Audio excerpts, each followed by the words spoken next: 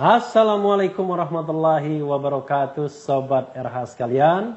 Jumpa lagi kita di channel yang keren ini, Keren Cadas.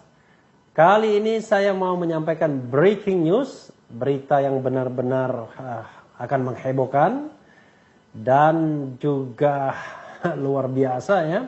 Yaitu FPI, Front Pembela Islam, ditetapkan sebagai organisasi terlarang. Jadi kenapa dia disampaikan atau ditetapkan sebagai organisasi terlarang? Kita bacakan ya. Sebagaimana ditulis oleh kumparan.com. Menko Polhukam Mahfud MD mengumumkan pembubaran organisasi Front Pembela Islam FPI. Dengan pembubaran ini, pemerintah melarang seluruh kegiatan ormas pimpinan Habib Rizik itu. Saat ini, pemerintah melarang aktivitas FPI dan akan menghentikan setiap kegiatan yang dilakukan FPI karena FPI tidak lagi mempunyai legal standing, baik sebagai ormas maupun sebagai organisasi biasa, kata Mahfud MD dalam konferensi pers di kantor Kemenko Polhukam Rabu 30 Desember.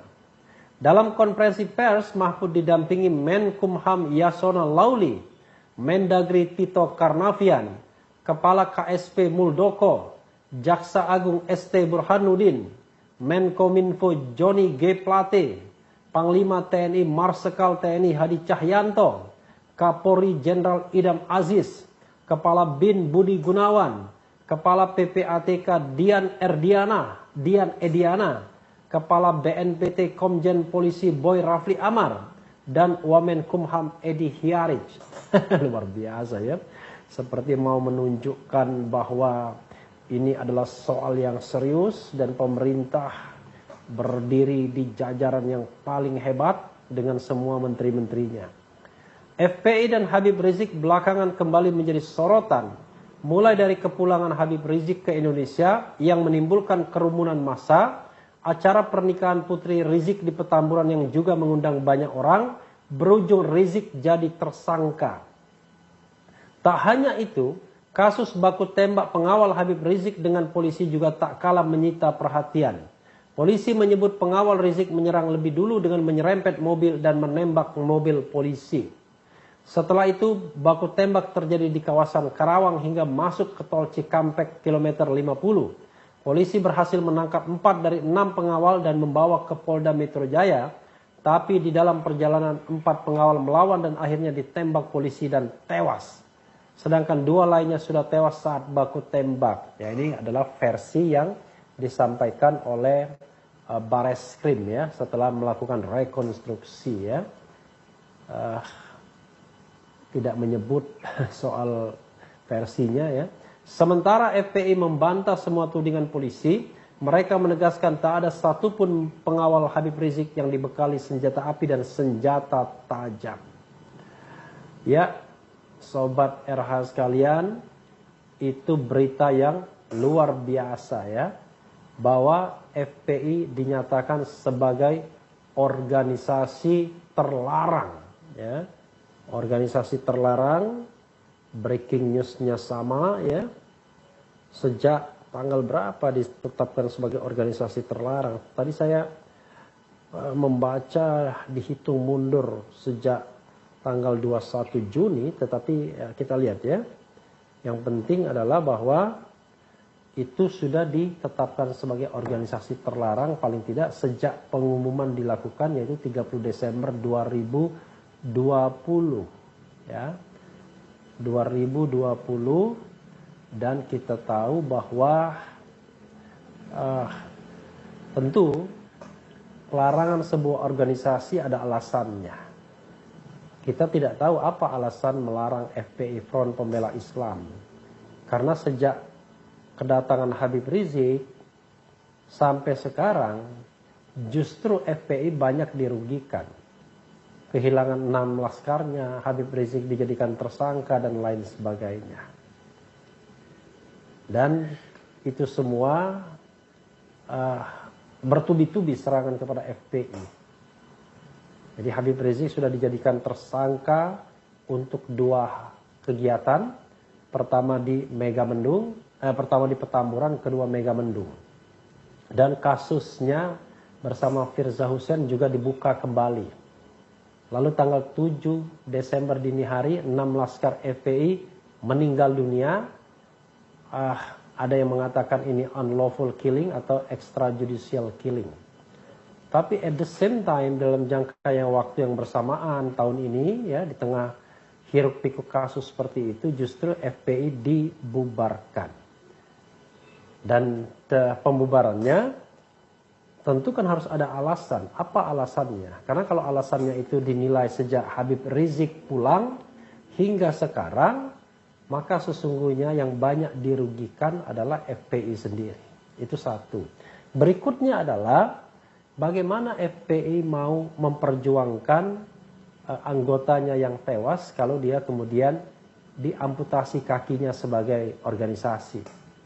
Bagaimana pula mereka mau memperjuangkan katakanlah atau dukungan kepada Habib Rizik yang ada nuansa juga seperti dikriminalisasi, atau kalaupun dia dijadikan tersangka dengan dasar hukum yang kuat, itu bukanlah perkara yang luar biasa sesungguhnya. Yang saya katakan di tempat lain banyak dilakukan seperti itu dan tidak juga dijadikan tersangka. Karena yang namanya hukum pidana itu adalah ultimum remedium. Itu adalah kesempatan terakhir atau jalan terakhir. Nah, pembubaran sebuah organisasi seperti FPI yang sudah eksis sejak tahun 98, Sobat Era sekalian, tentu tidak boleh sembarangan, ya. Dan memang saya pernah membantah, saya pernah mengatakan tidak setuju dengan Undang-Undang Ormas tahun berapa waktu itu, 2017, yang memungkinkan pemerintah bisa membubarkan sebuah ormas tanpa due process of law, tanpa proses hukum sama sekali, dan prosesnya dibalik. Organisasinya dibubarkan terlebih dulu, lalu organisasi itu kemudian melakukan challenge kepada pengadilan agar status pembubaran itu tidak dilakukan. Nah, persoalannya adalah pembubaran itu tertuang dalam keputusan seperti apa? Apakah ada objek keputusannya? Katakanlah, kalaupun tidak ada keputusan yang tertulis, tetap saja bisa dibawa ke pengadilan tata usaha negara. Tapi jangan lupa Sobat Era sekalian, pengadilan tata usaha negara tersebut tidak membuktikan kesalahan FPI. Apakah FPI sudah melanggar hukum atau memenuhi butir-butir pembubaran sebagai sebuah organisasi. Petun pengadilan tata usaha negara tersebut itu hanyalah membuktikan apakah tindakan pemerintah membubarkan FPI adalah tindakan yang sesuai dengan prosedur, justified. Jadi bukan esensi dari pembubaran itu sendiri, tapi prosedur pembubaran itu apakah sudah sesuai atau tidak. Nah, ini yang sebenarnya tidak disadari. Itulah sebabnya saya waktu itu menentang Perpu. Perpu tidak mengangkat esensi terlebih dahulu baru kemudian dibubarkan, tapi dibubarkan dulu dan esensi belakangan. Dan ketika di-challenge, yang di-challenge itu bukan esensi dari pembubaran, tapi prosedur dari pembubaran. Jadi prosedur keluarnya surat keputusan tata usaha negaranya.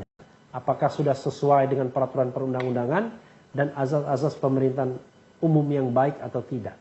Jadi bukan pembuktian soal kesalahan FPI. Karena kalau pembuktian soal kesalahan FPI bukan di pengadilan petunnya, tapi di pengadilan umumnya, di pengadilan negerinya. Ini yang menurut saya tidak kompatibelnya Perpu yang sudah menjadi undang-undang tersebut. Tapi apapun itu Sobat Era sekalian, biarlah nanti sejarah yang akan menilai apakah yang dilakukan pemerintah ini adil atau tidak. Apakah yang diumumkan Prof. Mahfud adil atau tidak. Jangan lupa bahwa Prof. Mahfud, Prof. Edi Hiarij adalah teman-teman saya semua, orang UGM yang pasti tahu betul Prof. Mahfud mengambil S3-nya S2 dan S3 di Universitas Gadjah Mada, tapi S1-nya dari Universitas Islam Indonesia. Prof. Edi Hiarij, orang yang ya sempat saya ospek karena junior saya di Fakultas Hukum UGM, dan rupanya kedatangan dia langsung ditandai dengan pembubaran FPI. Dan kebetulan memang kalau kita lihat orientasi politik, memang orang-orang mereka bukanlah orang yang in favor terhadap kelompok-kelompok kanan seperti FPI. Kalau Prof. Mahfud, kita tahu bahwa Prof. Mahfud termasuk orang yang sangat mendukung adanya Perpu ketika ada gejala untuk membubarkan HTI tempo hari yang lalu. Dan FPI mungkin dianggap satu napas dengan HTI, jadi saya kira secara ideologis tidak berkeberatan. Prof. Edi Hiaric adalah kelompok yang dekat dengan memang kelompok merah dalam politik Indonesia, kelompok kiri ya, jadi moderat kiri.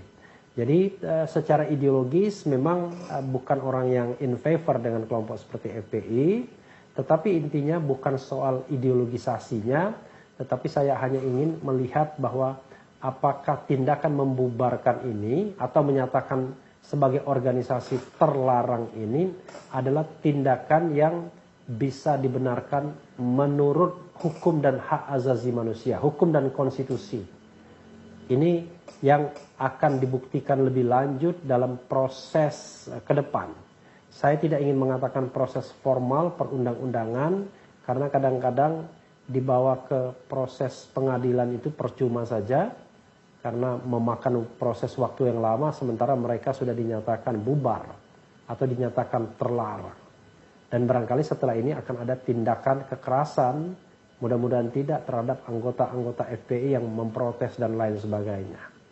Mudah-mudahan kekerasan hukum tidak diterapkan, diberlakukan kepada anggota FPI, karena bagaimanapun mereka bukanlah para teroris, para penjahat yang mengacau negara.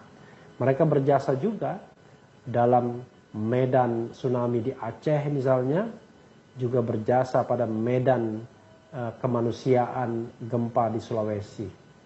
Jadi sobat era sekalian, harusnya memang dilihat kesalahan apa yang secara spesifik yang menyebabkan organisasi ini harus dibubarkan. Apakah karena perbuatan masa lalunya yang sebenarnya harusnya kan sudah diselesaikan di masa lalu, ataukah karena perbuatan orang per orang. Jadi kalau terakhir-terakhir ini mengadakan kegiatan kerumunan di Petamburan, kerumunan di Megamendung, penyambutan Habib Rizik di bandara, lalu juga peringatan 212 walaupun ini PA 212, apakah itu justified untuk diganjar dengan pelarangan aktivitas FPI? Marilah kita lihat bersama bagaimana ujung cerita dari semua ini. Mudah-mudahan negeri ini tetap diberkahi keadilan dan kebenaran. Bukan menjadi negeri kekuasaan, tapi negeri keadilan dan kebenaran. The Justice State. Sobat era sekalian, itu saja breaking news-nya, cukup mengagetkan walaupun kondisi ke arah sana sudah diciptakan selama beberapa tahun terakhir. Yang penting tetap di channel ini, karena di channel ini Anda akan dirayu, ditipu, dibaperin, dicecar, diuber pula di jalur khusus. Karena channel ini adalah channel yang mengancam, memeras, dan membenci. Jangan lupa subscribe, like, comment, and share. Ciao.